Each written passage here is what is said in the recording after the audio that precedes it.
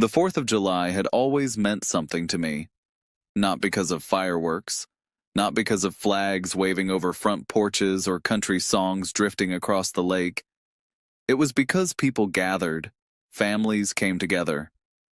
For one evening, everyone put aside whatever had divided them and sat around the same table. At least, that was what I believed. For years, I convinced myself that if I kept showing up, kept sacrificing, kept giving more than anyone expected, eventually I would stop feeling like a visitor inside my own home. My name is Daniel Carter. When I married Rachel, I knew I wasn't just marrying a woman. I was stepping into an unfinished family. Her daughter Madison was 15 back then, quiet, guarded, and fiercely loyal to the memory of a father who had long ago stopped being part of her daily life. I never tried to replace him. That was my first rule. I never asked her to call me dad. I never corrected her when she introduced me as my mom's husband. I told myself respect couldn't be demanded. It had to grow naturally. So I invested in time instead, and money. A lot more money than I ever admitted to anyone. When Madison wanted to attend a private academy outside Nashville, I paid every tuition bill without hesitation. When she turned 16 and wanted a newer car because all of her friends were driving something nicer, I made it happen. Insurance, maintenance, gas money, phone bills, shopping trips, senior pictures, vacations, school activities, health insurance, college preparation courses. Every expense quietly landed on my desk. I never kept score. At least, I told myself I didn't. Rachel always thanked me with a smile. Madison usually thanked me with silence. I accepted both. I worked longer hours than I should have. I missed weekends. I postponed vacations I wanted for myself because there was always another tuition payment, another unexpected expense, another opportunity Rachel said would mean the world to Madison. I wanted them to have stability. I wanted them to feel safe. More than anything, I wanted them to feel that someone had chosen them. Maybe that was my mistake. You see, when you spend years carrying people, they eventually stop noticing you're the one doing the lifting. Support becomes expectation. Sacrifice becomes routine. Generosity becomes invisible. By the summer we organized the 4th of July barbecue, I honestly believed we'd made it. Rachel suggested renting a beautiful lakeside property outside Nashville, Tennessee, where both sides of the family could celebrate together. I didn't hesitate. I paid for everything: the property, the catering, the decorations, the grills, the fireworks, the drinks, every chair, every table, every little detail that turns an ordinary cookout into the kind of gathering people remember years later. My parents drove several hours to be there. My brother brought his family. Rachel invited relatives I barely knew. Madison invited friends from school. Watching everyone laugh around the lake, hearing children splash in the water while burgers smoked on the grill, I felt something I hadn't felt in years: belonging. For once, I wasn't thinking about bills. I wasn't thinking about work. I wasn't thinking about whether Madison still looked at me like an outsider.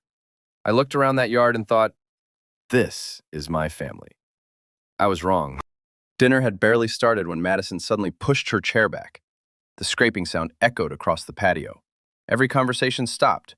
She stood there, breathing hard, her face burning with anger I couldn't understand. Then she pointed directly at me. "You don't belong here!" she screamed. The entire yard froze. Before I could even process what was happening, she grabbed the ceramic dinner plate in front of her and threw it at me. It struck my shoulder before exploding against the ground beside my chair. Shards scattered across the patio. Someone gasped. My mother stood up. My father didn't move. I simply sat there. Madison's voice shook with rage. "You've never been part of this family. Stop pretending you are." Silence swallowed the entire gathering. I looked at Rachel. Surely she would stop this. Surely she would tell her daughter she'd crossed the line. Instead, Rachel calmly looked at me as if nothing unusual had happened. Then, in the quietest voice imaginable, she said the sentence that finally destroyed everything I had believed. "You have no right." She paused for only a moment. "You just have a lot of money." Those words hurt far more than the plate, because they explained every year that came before. I looked around the table. Nobody spoke. Nobody defended me. Nobody told Madison she was wrong. For a long moment, all I could hear was the wind moving across the lake. Then, I smiled. Not because I wasn't hurt, because I finally understood. I said nothing. I picked up another plate, asked if anyone wanted more barbecue, and let the evening continue while everyone stared at me in complete silence. That was the moment I stopped trying to become part of a family that had never truly accepted me. Driving home later that night, memories began replaying themselves differently. Every tuition payment, every insurance bill, every shopping trip, every vacation, every birthday, every sacrifice. I finally saw them for what they really were. I hadn't been loved. I had been funded. And standing there in front of my own parents, humiliated by the very people I had spent years supporting, I accepted a truth I should have seen long ago. I had never been family. I had simply been the man paying for it. That night, after the last taillights disappeared down the gravel road and the lake house behind us became nothing but a dark shape in my rearview mirror, I drove home with Rachel beside me and Madison in the back seat. Nobody spoke. The silence was not peaceful. It was rotten. Rachel stared through the windshield as if the whole evening had been mildly inconvenient, as if her daughter had spilled iced tea instead of throwing a plate at my body in front of my parents. Madison sat behind me with her arms crossed, breathing through her nose like she was still waiting for me to apologize. I kept both hands on the wheel. 10 and 2. Like a careful man. Like a sane man. Inside, something old was dying. When we reached the house, Madison got out first. She slammed the car door hard enough to rattle the glass. Rachel flinched, but said nothing. She never said anything when silence benefited her. I watched my stepdaughter walk toward the front door of the house my income protected. In the shoes I had paid for, carrying the phone I paid for, with the education I had financed waiting for her in the fall. And I smiled again, not with warmth, with understanding. Rachel finally looked at me. Daniel, don't make this bigger than it has to be. That was all. Not, I'm sorry. Not, she crossed the line. Not, you didn't deserve that. Just a warning. Don't make this bigger. I nodded once and went inside. Madison disappeared upstairs. Rachel followed her after a moment, murmuring softly through the hallway, using the voice she saved for her daughter. Tender, protective, patient. I stood alone in the foyer, still smelling smoke from the barbecue on my shirt. My shoulder throbbed where the plate had struck me. Nobody asked if I was hurt. That was when the last illusion left me. I walked into my home office and closed the door behind me. For years, that room had been the place where I kept the family alive. It was where I paid bills after midnight, where I approved transfers before dawn, where I signed tuition agreements, insurance forms, vacation deposits, medical authorizations, repair invoices, subscription renewals, and all the quiet little payments that made Rachel and Madison's life feel effortless. The room looked ordinary. A desk, a chair, a lamp, a laptop. But to me, that night, it looked like a confession booth. I sat down slowly. My hands did not shake. That surprised me. I opened the laptop and logged into the first account, Madison's private school portal. The next payment was scheduled for Monday morning, a large one. The kind Rachel always called just another education expense, as though money appeared because she named it gently. I clicked cancel. A box appeared asking if I was sure. I was. Then came the college prep program. Canceled. Then the automatic transfer to Madison's spending account. Canceled. Then her car payment. Stopped. Insurance policy. Removed from my card. Phone plans. Separated. Streaming services. Gone. Shopping account. Frozen. Fuel card. Disabled. I moved through each one with a calm so complete it almost frightened me. There was no rage in it. Rage burns hot.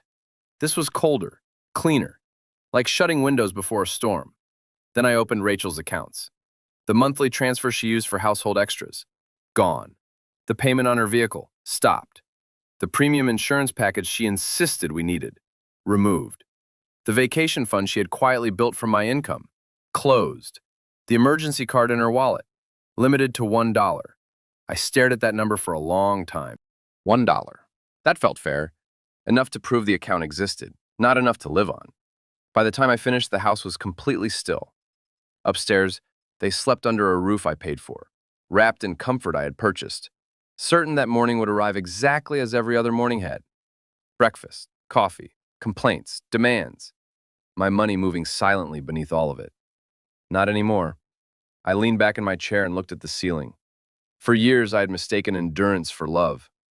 I had believed that if I suffered quietly enough, they would eventually notice the weight I carried. But people who benefit from your silence rarely thank you for it. They depend on it. They build their lives around the certainty that you will absorb every insult and still reach for your wallet. Madison had screamed that I had no place. Rachel had confirmed it. So I accepted their terms. No place, no responsibility, no family, no money. Near sunrise, I printed every confirmation email and placed the pages in a neat stack on my desk. Not because I planned to show them. Not yet. I did it because I wanted proof for myself. Proof that I'd finally done something for Daniel Carter. When I walked upstairs, Rachel was asleep on her side of the bed. Her face looked soft in the gray light, almost innocent. I stood there and wondered how many years I'd wasted confusing softness for loyalty. Then I lay down beside her without touching her. I did not sleep. At 7:15, Madison screamed, not a frightened scream, an offended one, the kind that comes from someone discovering the world has stopped obeying them. I heard her footsteps pounding across the hallway. Rachel jolted awake beside me. "What is it?" she called. Madison burst into the bedroom holding her phone. "My tuition payment failed." Rachel sat up fast. "What?" Madison's eyes landed on me. I was already awake, already calm. Then Rachel's phone began buzzing on the nightstand. One notification, then another, then another. Insurance alert. Transfer failed. Payment declined. Vehicle financing notice. Account change confirmation. The morning filled with the sound of consequences arriving one by one. Rachel looked from her phone to me. Her face drained slowly, not from confusion, but from recognition. She knew. Women like Rachel always know when the man they have underestimated has finally stopped bleeding quietly. "Daniel," she said carefully, "what did you do?" I sat up, swung my feet to the floor, and looked at both of them. Madison's face was red with panic. Rachel's was pale with anger. I should have felt satisfaction. I didn't. I felt empty.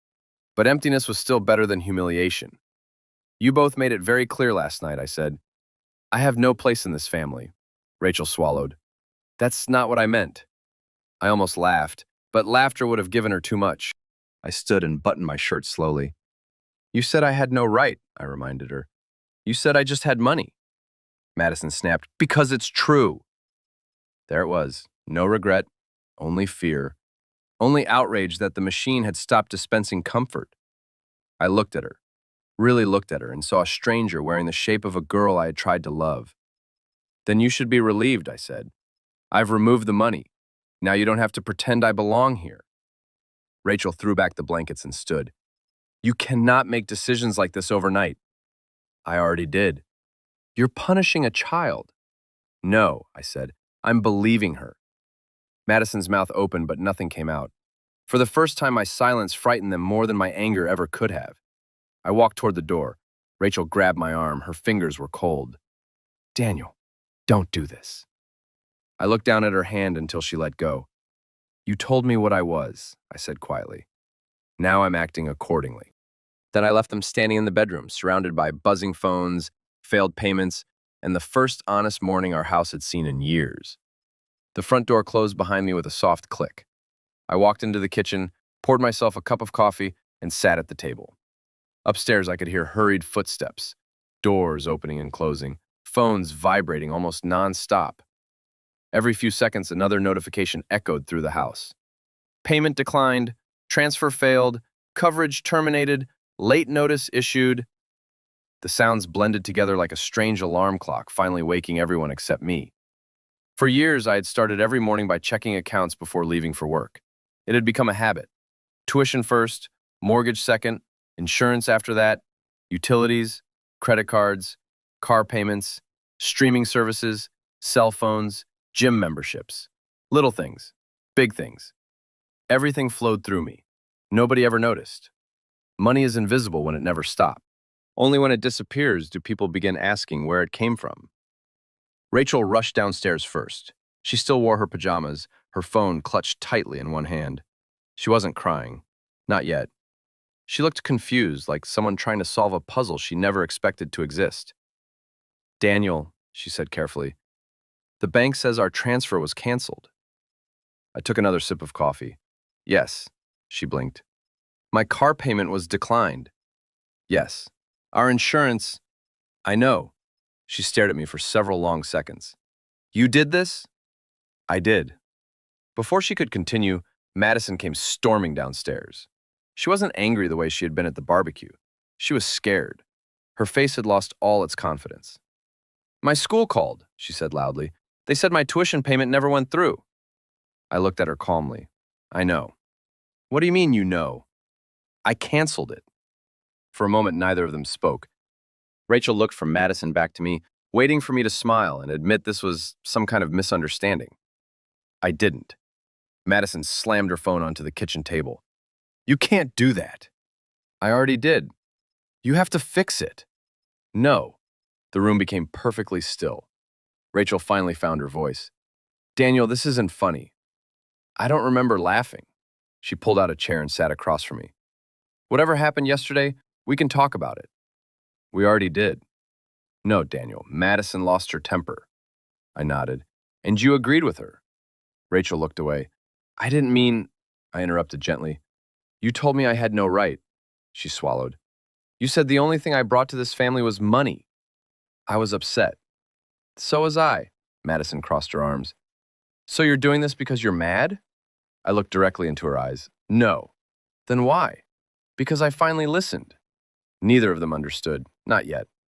I leaned back in my chair. For years, I've paid every major expense in this house. Your tuition, your car, insurance, shopping, vacations, your phone, every monthly transfer, every automatic payment. Madison remained silent.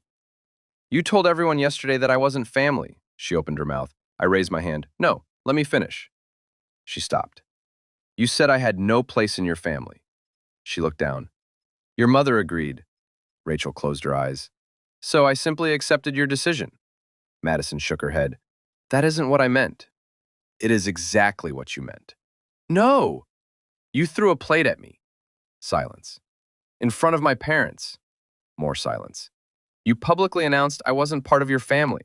Rachel whispered, Daniel. I ignored her. So tell me something. I folded my hands together. If I'm not family, I paused, why should I continue paying family expenses? Neither of them answered. Because there wasn't an answer, only the truth. Rachel stood up suddenly. This is financial abuse. I almost smiled. No. It is. No, Rachel. I stood as well. This is the first honest financial decision I've made in years. She stared at me. You can't abandon us overnight. I didn't. What? I supported both of you for years. I spoke quietly. You abandoned me yesterday.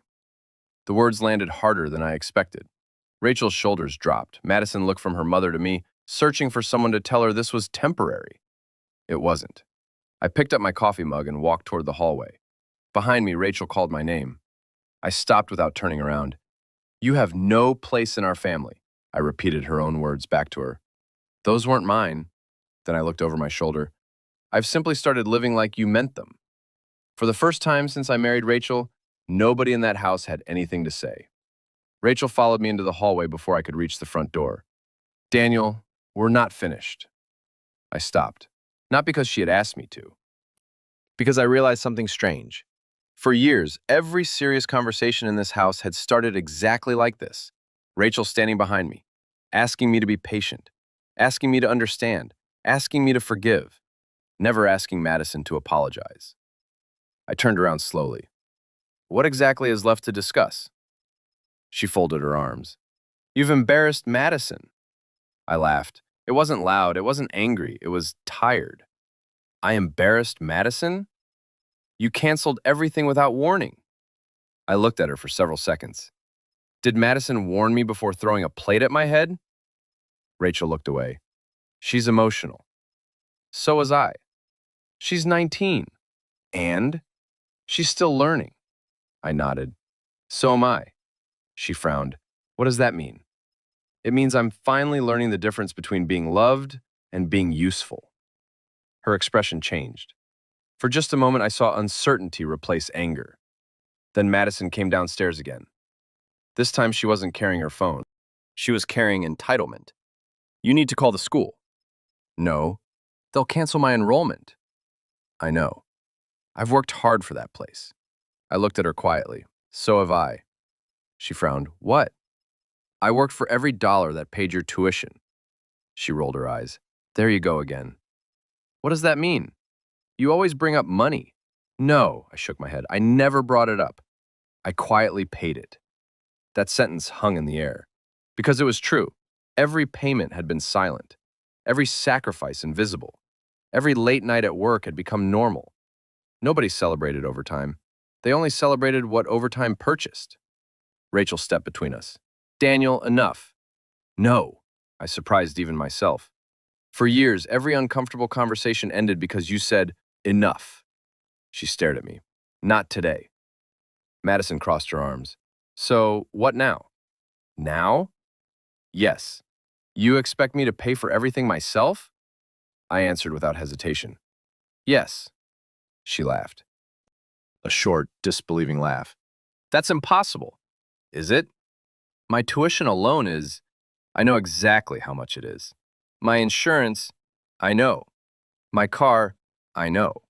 My apartment deposit next semester, I already paid the reservation. Her confidence faded. She hadn't realized I knew every number, every due date, every contract, because I had signed almost all of them. Rachel tried another approach. Daniel, her voice became softer, we're a family. Those words almost broke me, almost. I smiled sadly. Were we? She didn't answer. Instead, she asked another question. Are you really willing to destroy everything over one argument? I looked around the house. The photographs, the furniture, the expensive kitchen renovation, the artwork Rachel had wanted, the piano Madison played for exactly 8 months before losing interest. I had paid for all of it. Then I looked back at my wife. It wasn't one argument. It was years. What years? Years of proving that my value stopped at my bank account. Madison scoffed. That's ridiculous. Is it? I walked into my office and returned carrying a thick folder. Receipts, statements, invoices, insurance renewals, school contracts, medical bills, vacation confirmations. I placed them on the dining room table. The stack landed with a heavy thud. Do you know what this is? Neither answered. 7 years. I placed my hand on the folder. 7 years of supporting both of you. I opened the first page. Private school. The second, vehicle purchase. The third, insurance. Then another, orthodontics. Another, spring break. Another, college preparation. Page after page, receipt after receipt. The pile seemed endless. Madison stared silently. Rachel slowly sat down. I had never shown them any of it. I never wanted credit. I only wanted respect. Finally, I closed the folder. You know what isn't in here? Neither spoke. A single receipt for gratitude. The room became painfully quiet. Rachel rubbed her forehead. Daniel, no, you don't understand. I understand perfectly. I looked directly at Madison. When you threw that plate, she lowered her eyes, it wasn't the first time you rejected me. I spoke gently. It was simply the first time you did it honestly. Tears began forming in Rachel's eyes. You know she didn't mean, she meant every word. No. Then why hasn't she apologized? Rachel turned toward Madison. For several long seconds, mother and daughter simply looked at each other. Finally, Rachel whispered, Madison. But Madison remained silent. Not because she couldn't speak, because she still believed she was right. That silence answered every question I still had. I picked up my car keys from the counter. Rachel stood quickly. Where are you going? To work. We're in the middle of this. No. I opened the front door. You are. I stepped outside. Behind me, Rachel called my name one last time. I didn't stop. For years, I had spent every morning leaving home to earn money for people who insisted I wasn't really part of their family. That morning was different. For the first time, I was simply leaving people who had finally convinced me to believe them. And strangely, the drive to work had never felt so quiet.